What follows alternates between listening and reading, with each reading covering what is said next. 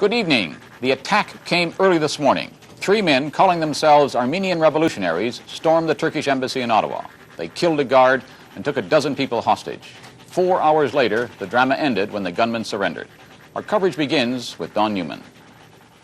They came in a rented truck, 3 armed Armenians, vaulting the fence around the Turkish embassy, shooting their way past the security guard's post, and blowing the front door of the embassy building. The explosion blew me right out of bed. There was an explosion first. Yeah, big explosion, and then after that was machine gun and revolver shots. Pow, pow, pow, pow, pow, pow, pow, pow, pow, like that. The truck was rented in Montreal by a man who said he was Rafi Titizian, 28 years old, who lives in the Toronto suburb of Scarborough. He was one of 3 men arrested today at the embassy.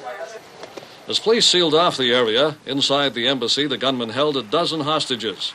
And while the gunmen wouldn't talk to the police, they would talk to reporters. Could you tell us what the situation is there right now?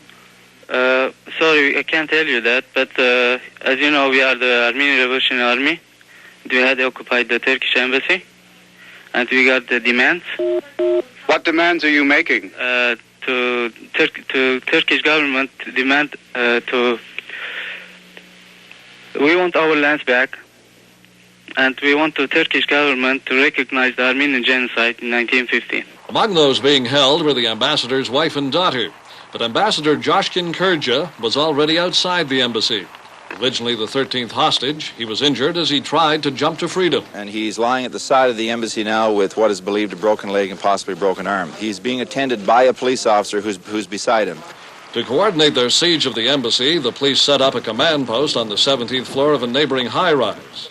Then they brought in loud hailers to talk to the Armenians inside the embassy. And while sharpshooters kept their rifles trained on the embassy, negotiations were started to get the Armenians to give up. And then, slightly more than 4 hours after the drama began, it ended. With a hostage walking in front of them, 2 of the gunmen came to the front door of the embassy and threw down their guns. Then, with a policeman at her side, the hostage made a run for safety.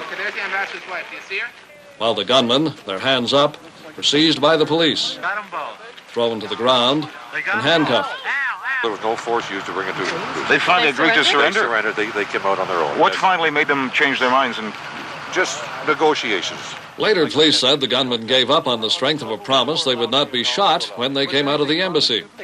After all 3 gunmen were arrested, the remaining hostages were released. And Ambassador Kurja, suffering from multiple fractures, was transferred to a critical care vehicle to be rushed to hospital. The ambassador has been in Canada for only a short while.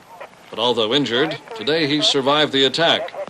But the 31-year-old security agency employee on duty outside the embassy this morning was killed.